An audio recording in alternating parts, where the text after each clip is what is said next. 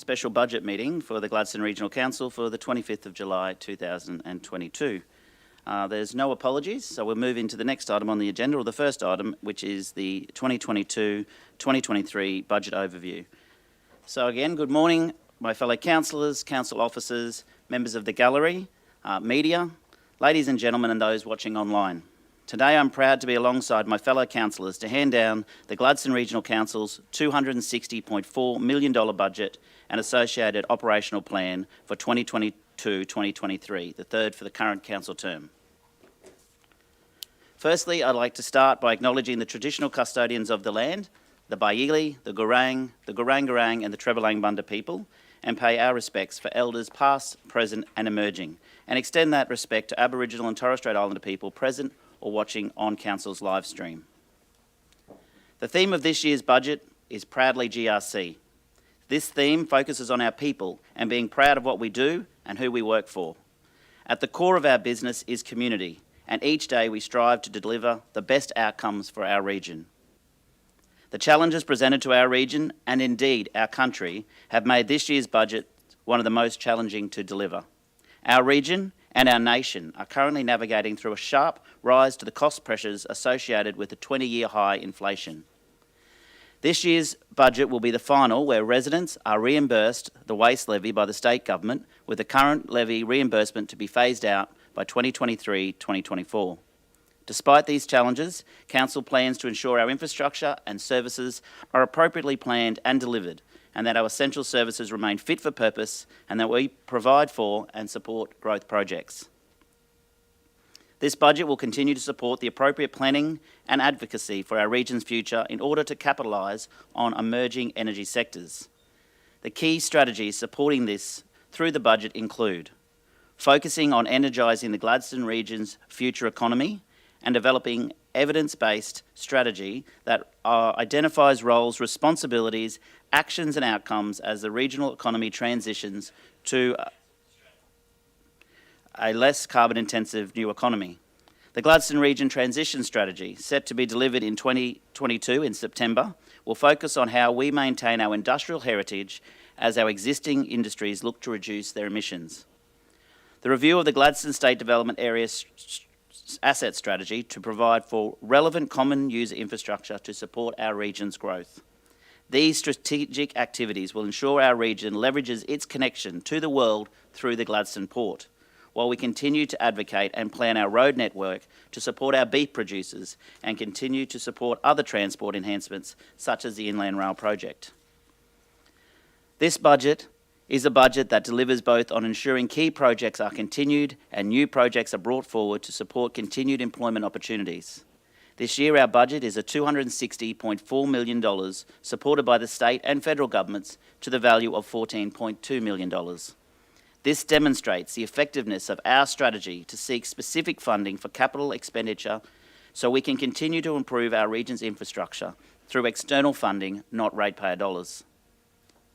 The 2022-2023 capital expenditure of $51.4 million includes, but not limited to, $11.9 million on water and wastewater sewage infrastructure, $11 million on capital road projects, $8.6 million on bridge upgrades, renewals and replacements, $4.9 million on sport, recreation and community wellbeing, $1.8 million on footpaths, and $1.8 million on parks and environment. Projects highlighted to receive external investment by other tiers of government include, but again not limited to, a $3.9 million contribution to bridge replacements along Bindari Road, Gorge Road, Charnwood Road and Stockbridge Road, all located in the southern area of our region. A $2.1 million contribution for sewer main renewals, a $1 million contribution for the capping of Cell 2 at the Banarabi landfill, and a $1 million contribution to Stage 3 of the Gladstone Aquatic Centre upgrade. The federal government's Local Roads and Community Infrastructure Program has committed $3.2 million for Phase 3 projects to be delivered in 2022-2023, and they include footpath works at Barney Point and Aerodrome Road, pavement renewal at Round Hill Road, gravel resheeting along Davies Road at Captain Creek, bitumen seals on Norton and Dawes Streets in Ngurin, and renewal or replacement of retaining wall at Apex Park in Gladstone. As we continue to embrace our vision of connect, innovate and diversify, funds have been allocated within our strategic projects to continue with key strategic community projects, including the Boyne Tanham Aquatic Recreation Centre, the Harvey Road Sports and Events Precinct, and the completion of the aged care investment options at Phillip Street. These strategic projects provide a vessel to promote our region in partnership with our industry, community and other tiers of government to ensure our region remains a great place to work, live, play and retire. Our focus on the economic development of our region has reaped dividends, with the Gladstone region identified as one of the nation's key hubs for existing and future industries. This is supported by dedicated in-house focused resources that are driving our economic transition with our key partners throughout the region. Council has clear economic objectives to facilitate sustainable, financially and environmentally responsible initiatives that will advance our economic development in the Gladstone region for our community.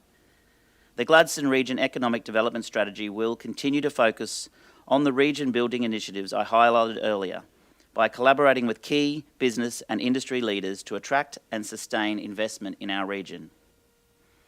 I'm proud to declare that for the 10th consecutive year, there will be no new borrowings. Our focus on reducing existing debt will see interest-bearing debt decline to $98.2 million by June 2023, a $5.8 million reduction from June 2022. I'm also proud to declare that we have delivered a budget surplus. Our delivery of a surplus budget this year is crucial, given the future economic uncertainty and inflationary challenges that are likely to appear on the horizon. A surplus budget is an indication that Council is able to cover its operational costs, as well as having revenues available for capital funding and debt repayment. As a Council, we have always had the community at the front of mind, and it is because of this, amidst the global uncertainty caused by the COVID-19 pandemic, that we made the strong decision to freeze rates for the 2020-2021 financial year. Last year, for the 2021-2022 financial year, we increased general rate only in line with the Brisbane Consumer Price Index. And this year, the majority of general rate categories, including residential, have seen an increase of 4.5%. This is well below the current rate of CPI for Brisbane, which is currently sitting at an increase of 6% over the last year. When looking at the average general rate payer in the Gladstone region for 2022-2023, general rates will only increase by 2.5%. Overall rates, including service charges, which is water, sewage and waste, have increased by 5.66. This is once again below the rate of CPI for Brisbane. The impact of this increase on each ratepayer will be different depending on their land valuation movements. With valuation pockets varying between suburbs and towns, the impacts of the land valuation movement will continue to be buffered by the rate cap increase of 10% for residential purposes. Council will continue to support our pensioners the best way we can. To encourage our pensioners to continue to be independent and live in their own home, Council offers eligible pensioners a remission of up to 50% of the differential general rate, with a maximum assistance of $310 per annum. This is in addition to the state government pensioner concession, which provides a $200 maximum rebate. In 2022-2023, Gladstone Regional Council has separated its residential rating category into principal place of residence and non-principal place of residence, identifying rateable land with residence, dwellings or units where such land is or is not the owner's principal place of residence. This sees the Gladstone Regional Council aligning with most councils introducing this category. Council's underlying waste service costs, excluding recycling, has increased in line with CPI. The associated costs of waste disposal, transport operation and recycling components have had significant cost pressures applied during the past financial years. This has been exacerbated by the destruction of the regional waste facility in Rockhampton, which has seen alternative measures put in place to ensure that our region's recycling is appropriately treated. The classification of Gladstone Regional Council as a Metropolitan Council for the waste levy purposes has added additional challenges in this space, which will see a net increase to the cost of our landfill increase at compounding rates through to 2031. Recognising that all ratepayers use our waste management facilities, Council has introduced a separate waste management facility charge for all residents of $45 per property. This waste service cost, the waste service cost for a standard 240 litre bin and a 240 litre fortnightly recycling service will remain unchanged. However, it has been necessary to increase service charges to make sure Council can deliver reliable services to our community. Services across the region for domestic services will increase by $50 per service to ensure the maintenance, adequate provision of replacement and necessary improvement of our sewage network are sustainably funded by the sewer charge without being subsidised from the general rate. Our water network have also come under cost pressures, with materials and asset costs increasing at a rate well above CPI in our network operations. Council's network costs have increased primarily due to the escalating replacement of costs of current infrastructure, and as such it has been necessary to increase the base access costs of water by $50 this financial year. The input cost from Gladstone Area Water Board is forecast based on both reduced demand levels and also the legislated CPI increase of 6% that sees our bulk water price move from $2.37 to $2.17 for the 2022-2023 financial year. Water charges across the various schemes, Lake Awonga, which includes Gladstone, Boyne Island, Tenham Sands, Calliope and Mount Larkham, and the Agnes Water 70 and 70 scheme and the Miriam Vale Baroran Water scheme. Overall, our focus for the 2022-2023 operational plan and budget is to ensure the continued recovery and transition of our region and economy.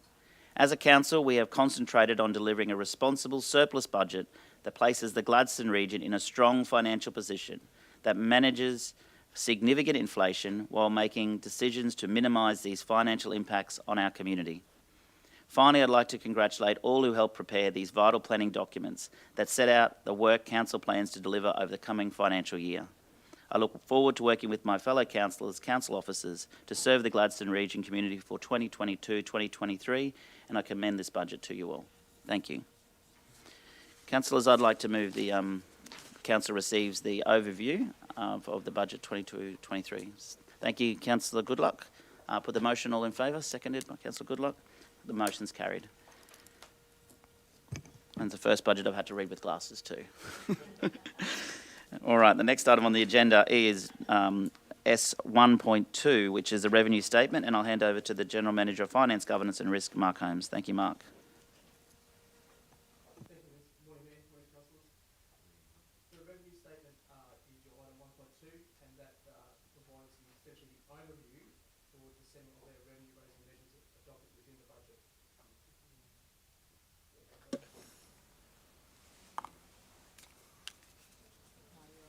It's working now.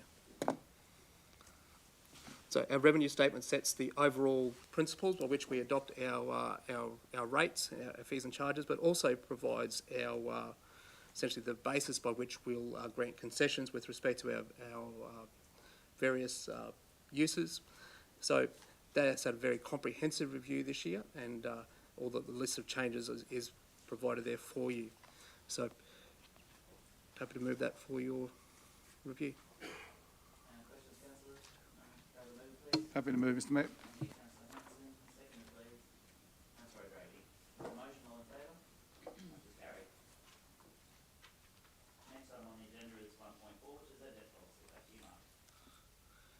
Can we do? We might do 1.3. Oh, okay. Well, maybe we should do the long-term finance. We'll do 1.3. Okay, and I'll put the glasses back on. All right. The next item on the agenda is 1.3, which is our long-term financial forecast, and I'll hand back to you, Mark. Thank you. So each year, as part of our budget process, we're required to adopt a long-term financial forecast, which looks at not only our current budget but also our projections for the going out 10 years. So this budget is reviewed and forecast is reviewed, taking into account all the changes that we see coming through in terms of our asset conditions, our asset assessment, all those master planning documents, and also taking into account a number of changes that happen in our underlying economy and the region. So the long-term forecast is attached to the document and essentially provides for an operating surplus in 9 of the 10 years. So, but it's a comprehensive review within that document. Happy to move, Mr. Mayor. Thank you, Councillor Churchill. Seconded, please. Thank you, Councillor Branthwaite. Put the motion All in favour? Motion's carried. The next item now is S1.4, which is the debt policy. Back to you, Mark. So councils are required to adopt a debt policy again annually as part of its budget process, and even though council is not intending to borrow, what this debt policy does is set out the framework by which, should the need to borrow come about, we have principles set in that space, but it also outlines what borrowings we do have, current balances, and our projections into the future. So happy to commend that debt policy to you. Moved Councillor Goodluck, seconded Councillor Cameron. The motion, all in favour? Carried. With respect to 1.5, we have our projected financial statements for the year end, 30 June 23. So this provides your current financial statements for the current year, but also looks in general terms for the next 2 years. So whilst we've got that long-term financial forecast, we are required to adopt separately essentially what is your budget. So these financial statements form the basis by which the budget is adopted and which the budget is managed. So moved. Moved Councillor Hanson.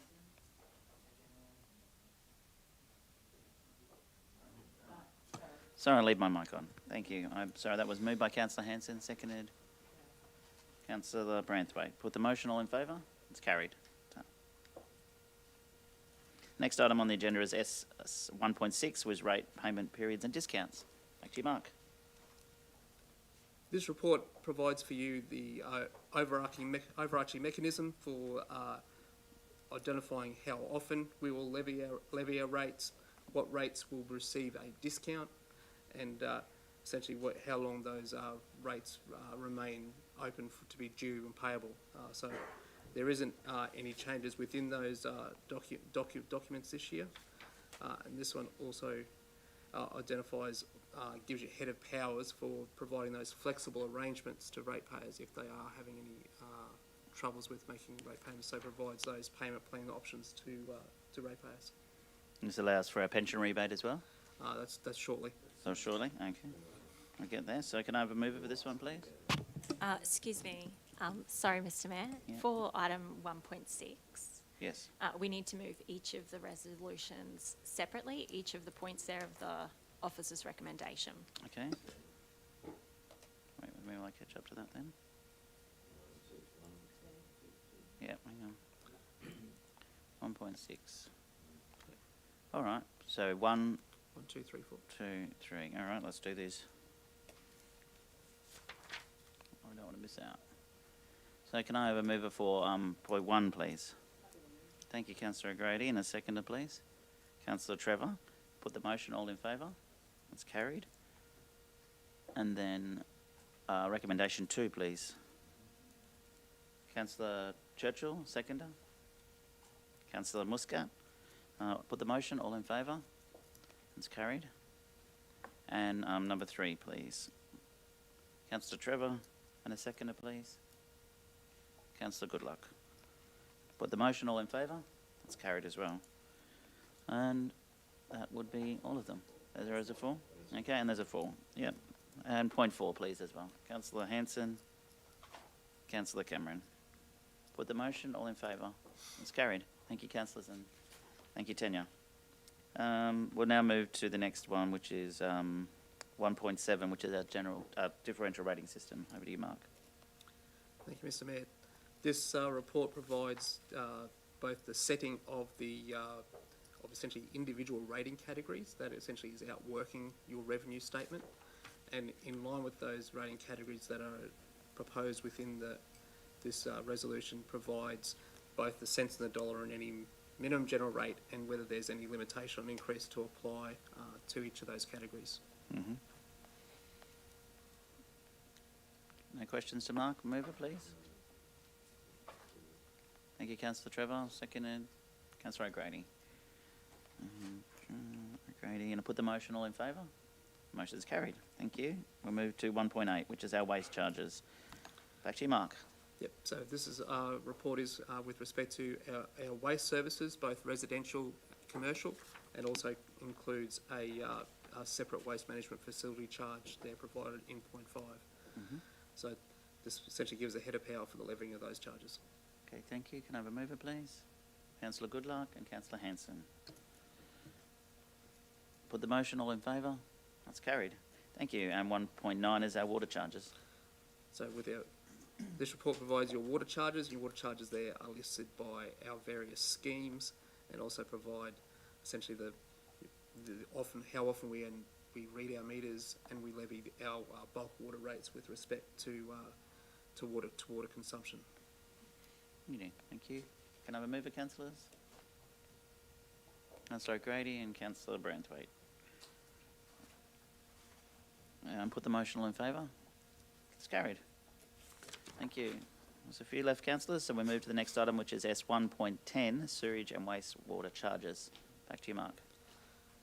Mr. Mayor, this provides the rating and charging mechanism for our urban sewage charges, but also our industrial charges that service our industrial customers. So essentially gives us the ability to levy those charges in line with your budget. Thank you. Can I have a mover for that, please? Thank you. Councillor Hanson and Churchill. Put the motion, all in favour? It's carried. Next item is our special charges, S1.11. In line with carrying out some special projects that Council's done over many years, we have recovery of those costs within this item. So your special charge there sets out the recovery of provision of wastewater infrastructure to Curtis Island, and also recovery of costs associated with the Gladstone City Plaza forecourt. Okay, thank you. Councillors, for a mover for this, please. Thank you, Councillor Muscat, and seconding Councillor Goodluck, sorry. Goodluck. Sorry, Councillor Trevor, I'll get you on the next one. All in favour? Carried. Oh, all in favour again? Sorry, can I have some hands? Yeah, thank you, carried. S1.12, the rates and charges, concessions and exemptions. So this in is line the one I with was the talking revenue statement, the principles adopted within it, we provide some concessions for not only our pensioners that we've highlighted below, but also for a number of exempt land users, and also provide some concealed leak concessions as well as providing assistance for persons that have home dialysis machines and the like. So this provides a head of power for the implementation and giving of that concession. Okay. Thank you, Councillor Trevor. Second. Yes, absolutely. Councillor Muscat. Sorry, with Mark, with the dialysis discount for people that use dialysis machines, is that legislation, or is that something that we do? It's essentially it's not a legislation, but each council has to provide it's their choice whether they provide a concession. So Okay. we provide a maximum concession there of 150 kilolitres. Okay, wonderful. I just wanted to clarify. Yeah, so it's an additional. Thank you. Yeah. Are you happy to second that? Yeah, Churchill? Yeah, happy to second. Thank you. Did you want? Okay. Move Councillor Trevor, second Councillor Churchill. Put the motion. All in favour? It's carried. S1.13 is fees and charges for 2022-2023 financial year. Mark. Councillors, along with supporting your budget through rates, we also have our fees and charges that are essentially there for both commercial and cost recovery purposes for essentially people who engage council or use council facilities on essentially a cost recovery basis or a commercial basis. Thank you. Can I get a mover, please? Councillor Cameron and Councillor Hanson. Hanson, put the motion. All in favour? That's carried. S1.14, operational plan and budget adoption. It's a pretty important one. Back to you, Mark. So to remove all doubt with respect to the adoption of budget and your individual resolutions you've made along the way this morning, this report provides not only for the adoption of the budget, but also for the adoption of your operational plan. So the budget supports those priority activities that we've identified within that operational plan and outworking that to ensure that it's delivering on the needs of the community in line with our corporate plan. Thanks, Mark. I'll move that. Second, Councillor Goodluck. Put the motion. All in favour? Motion's carried. And if I read the agenda properly, that will be, with glasses on, the last item on the agenda. Thank you. Before I close the meeting, can I just say Thank you to Khan particularly, and councillors and officers who managed the overwhelming majority of this budget while I wasn't here. And thank you to the team for including me in it in the last few weeks since I've been back. I think you've done an amazing job, and I'm proud to be part of it, obviously, after you've done most of the hard work. So thank you, Khan, particularly for leading that, and the councillors for putting this budget together. To Lisa and Mark and our amazing finance team, I think what you have delivered here today for our community in this unprecedented times, and I know that word's been thrown around a lot, but after a CPI increase last year and a rates freeze the year before, to keep it under the Brisbane CPI again and still manage to deliver these services and infrastructure projects is an outstanding result for our community. And I'm absolutely proud to be part of this council team who have delivered this budget. For you, Lisa, and your general management team. And where's Kylie Lee? And Kylie and your team for all the comms and communication that's going to come out today to explain it to our community, and I think the community will be very impressed with this budget, and I'm proud to be part of it. So thank you, councillors, officers and people watching, and I declare the meeting closed.